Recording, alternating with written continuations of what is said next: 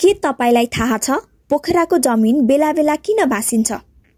परापूर्व कालमा भूकम्पीय गतिविधिले निर्माण गरेको पोखरा भौगोलिक रूपमा जति सुन्दर छ उति नै कमजोर पनि।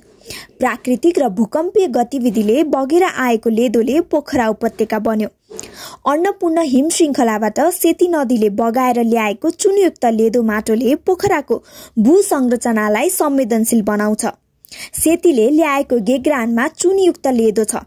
त्यो लेदो जमेर बनेको उपत्यका हो पोखरा। लेदो जमेको कतिपय स्थान बलियो पनि छन्। केही स्थानमा नजमेको चुनयुक्त कमेरो माटो छ। उक्त सतहमा पानी बसेपछि त्यसले जमिनलाई कमजोर बनाउँछ। चुनयुक्त चट्टानलाई अलिकति अम्लीय पानीले पनि सजिलै घोलिएर खियाउन र बगाउन सक्छ।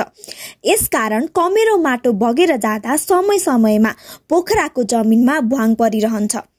यस बारेमा विस्तृत बुझ्न तल दिएको लिंकमा क्लिक गर्न सक्नुहुनेछ। साथै भिडियोमा लाइक र कमेन्ट सँगै च्यानललाई सब्स्क्राइब गर्न नबिर्सिनुहोला।